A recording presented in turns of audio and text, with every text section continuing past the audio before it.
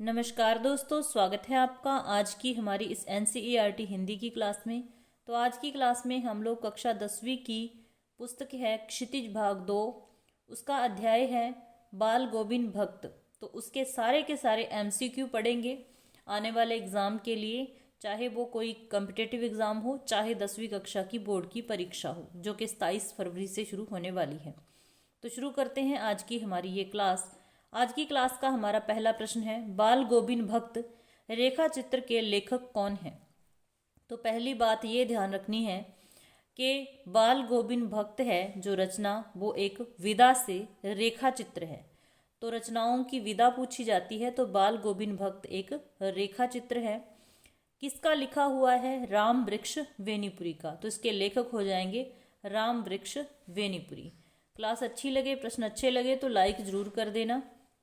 Channel पर नए हो तो चैनल को भी सब्सक्राइब कर सकते हो, ठीक है। हम लोग हिंदी पढ़ते रहते हैं, हिंदी साहित्य की क्लासेस भी चल रही हैं। तो अगला हमारा प्रश्न है, राम वृक्ष वेनीपुरी जी का जन्म कब हुआ था? तो कब हुआ था? 1899 में उनका जन्म हुआ था। 1899 में जन्म हुआ था राम वृक्ष वेनीपुरी जी का। नेक्स्ट है, माटी की मूर्तें किस विधा की रचना है? तो पहली बात ध्यान रखनी है कि माटी की मूर्तें जो रचना है वो किसकी है? राम वृक्ष वेनीपुरी जी की, ठीक है। और इस विधा से ये क्या है? ये भी एक रेखा चित्र है, ये भी एक रेखा चित्र है। आगे है, कितने वर्ष की अवस्था में बेनीपुरी की रचनाएं पत्र पत्रिकाओं में छपनी शुरू हो गई थी, छपने लगी थी? तो कितने वर्ष की आयु में? यहाँ पर राइट आंसर हो जाएगा 15 वर्ष की आयु में, ठीक है। आगे है, बाल गोविंद भक्त का कद कैसा था? ये कैसा प्रश्न है? लगभग हर साल पूछ लिया जाता है, नहीं तो एक साल नहीं पूछा तो अगले साल पूछ लिया जाता है। तो ध्यान रखना है, बाल गोविंद भक्त मंझोले कद के व्यक्ति थे, ठीक है। बाल गोविंद भक्त की आयु कितनी थी? तो मतलब लेखक ने बाल गोविंद भक्त का जिक्र किया है, उस समय उनकी आयु कितनी बताई है? तो 60 से ऊपर, 60 वर्ष से ऊपर बताई गई है बाल गोविंद भक्त की आयु, ठीक है। आगे है, बाल गोविंद भक्त के विषय में कौन सा कथन असत्य है? तो आपने असत्य कथन बताना है, क्योंकि उनकी वेशभूषा के बारे में काफ़ी सारी चीज़ें हैं, तो कुछ भी पूछा जा सकता है, इसीलिए मैंने ये प्रश्न इस तरीके से लिया है। वो याड़े में एक कंबली ऊपर से ओढ़े रहते थे, मतलब सर्दियों में एक कंबली ओढ़ के रखते थे, ठीक है। तो ये सही है। गले में तुलसी की जड़ों की माला बांधे रहते थे, तो ये भी बिल्कुल सही है। इसके अलावा आपने याद रखना है कि वो अपने माथे पर रामानंदी चंदन का वो टीका लगा के रखते थे, ठीक है। वो लगाते थे नाक के एक शोर से, औरतों की टीके की तरह लंबा सारा लगाते थे, ठीक है। कमर में लंगोटी मात्र, मतलब एक लंगोटी बांध के रखते थे, और सिर पर कबीरपंथी टोपी पहनते थे। अगला जो हमारा पॉइंट है वो है, वह लंबी दाढ़ी रखते थे। तो हमने यहाँ देखना है कि असत्य कौन सा है। तो पहला सही है, दूसरा सही है, तीसरा भी सही है। जो चौथा ऑप्शन है वो गलत है, क्योंकि वो लंबी दाढ़ी नहीं रखते थे। बाल उनके पक चुके थे, सफ़ेद थे, लेकिन लंबी दाढ़ी या फिर जटाजूट वो नहीं रखते थे, ठीक है। तो ये कथन यहाँ पर गलत हो जाएगा। आगे है, बाल गोविंद भक्त किसको साहब कहा करते थे? तो वो बाल गोविंद भक्त कबीर जी के पदों का गायन किया करते थे, उन्हीं को साहब कहा करते थे, उन्हीं के आदर्शों पर चलते थे, उन्हीं के आदर्शों का पालन किया करते थे। तो यहाँ पर हमारा सही आंसर हो जाएगा कबीर दास। अगला हमारा प्रश्न है, बाल गोविंद भक्त का रंग कैसा था? तो बाल गोविंद भक्त पाठ शुरू होता है जो पहली ही पंक्ति में लिखा है कि बाल गोविंद भक्त मंझोले कद के गोरे चिट्टे आदमी थे। तो उनका रंग कैसा था? गोरा चिट्टा था, ठीक है। आगे है, कबीर पंथी मठ बाल गोविंद भक्त के घर से कितनी दूर था? तो कितनी दूर था? 4 कोस की दूरी पर था कबीर पंथी मठ। जो बाल गोविंद भक्त थे वो सब कुछ क्या मानते थे? कबीर जी को मानते थे। वो अपनी खेत से जो भी मतलब फसल होती थी वो सर पे रख के, या मतलब कैसे भी कह लीजिए कि कबीर पंथी मठ में ले जाते थे, वहाँ से जो भी उन्हें प्रसाद के रूप में मिलता तो उससे ही वो अपना गुजारा करते थे, ठीक है। आगे है, बाल गोविंद भक्त की प्रभातियां किस मास में शुरू हो जाती थी? शुरू होना पूछा है तो किस मास में? कार्तिक मास में उनकी प्रभातियां शुरू हो जाती थी, जो कब तक चलती थी, फागुन तक। अगर ये पूछ लिया जाए कि उनकी प्रभातियां कब तक चलती थी, किस मास तक, तो फागुन तक चलती थी, कार्तिक से शुरू होके। ठीक है, आगे बाल गोविंद भक्त के गीतों में कौन सा भाव था, तो कौन सा भाव था, श्रृंगार का भाव था, विरह का भाव था, ईश्वर भक्ति का भाव था, या वैराग्य का भाव था। तो यहाँ पर राइट आंसर हो जाएगा ईश्वर भक्ति का भाव था।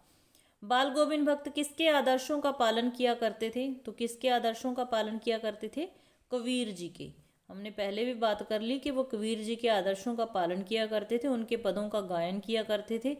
ठीक है, और लेखक ने उनके गाने को जादू कहा है, ये भी ध्यान रखना है कि ये पूछा जा सकता है कि उनके गायन को लेखक ने क्या कहा है, जादू कहा है। ठीक है, बाल गोविंद भक्त किसके पदों का गायन करते थे, तो हम पढ़ चुके हैं, बात कर चुके हैं कि कबीर जी के पदों का गायन करते थे।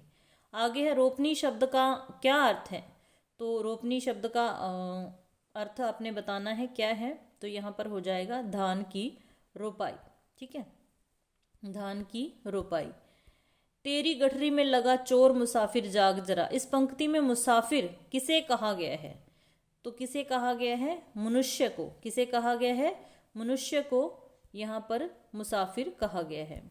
बाल गोविंद भक्त गंगा में स्नान करने किस साधन से जाते थे, तो किस साधन से जाते थे, वो पैदल ही जाया करते थे गंगा में स्नान करने के लिए। 4-5 दिन उन्हें लगते थे, खाते पीते भी कुछ नहीं थे, ऐसे ही चले जाते थे। और जो अंतिम समय में भी गंगा स्नान करने गए थे, तो इसी तरीके से वो बीमार हो गए और उनकी मृत्यु हो जाती है। ठीक है, तो बाल गोविंद भक्त गंगा स्नान करने पैदल ही जाया करते थे। बाल गोविंद भक्त अपने खेतों में धान की रुपाई का काम किस माह में कर रहे थे, तो किस माह में कर रहे थे, आषाढ़ माह में। ठीक है, आषाढ़ के महीने में वो धान की रुपाई कर रहे थे।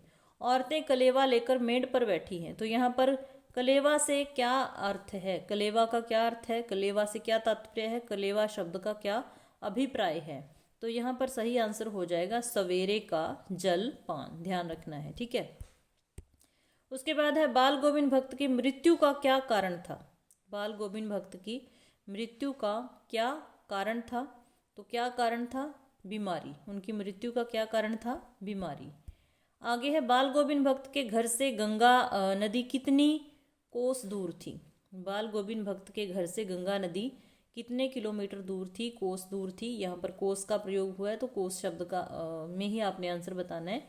तो कितने कोस दूर थी, 30 कोस दूर थी गंगा नदी, और 30 कोस बाल गोविंद भक्त पैदल ही जाया करते थे। बाल गोविंद भक्त के कितने बेटे थे, तो इम्पोर्टेंट है, उनका एक ही बेटा था, इकलौता बेटा था, वो बस बुद्धि से थोड़ा ऐसे ही था। ठीक है, एक ही बेटा था उनका।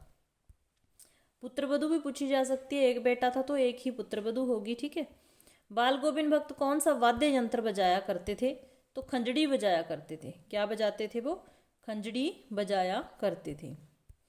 अगला हमारा प्रश्न है, बाल गोविंद भक्त ने तू जा नहीं तो मैं ही इस घर को छोड़कर चल दूंगा, यह शब्द किसे कहे हैं, तो किसको कहे थे ये शब्द, जब उसके बेटे की मृत्यु हो जाती है तो अपनी पुत्रवधू के भाई को बुला लिया जाता है कि आप इनको ले जाओ, मतलब।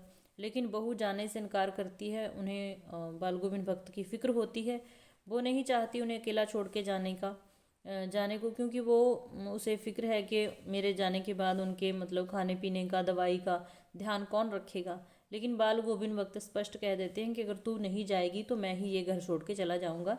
इस तरीके से ये शब्द किसे कहे गए हैं, अपनी पुत्रवधू को, पतोहू को। ठीक है,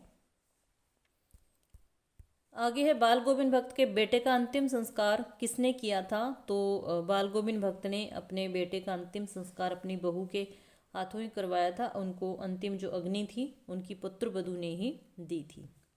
ठीक है, नेक्स्ट है बाल गोविंद भक्त हर रोज कितने दूर नदी पर स्नान करने जाते थे, तो कितने दूर जाते थे, 2 कोस दूर नदी पर स्नान करके आते थे। सुबह सुबह नदी पर जाके स्नान करके आते थे, 2 कोस दूर जाके।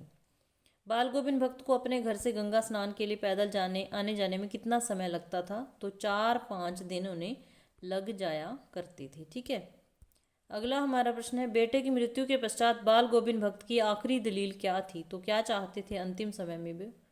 वो चाहते थे कि उनकी जो पतोहू है, पुत्र वधू है, उसका दोबारा से विवाह कर दिया जाए। उनके भाई को बुला के उन्हें यही कहा जाता है उसे कि इसका दोबारा विवाह कर दी, मतलब पुनर्विवाह करवाना चाहते थे। ठीक है, तो ये थे हमारे आज की क्लास के प्रश्न।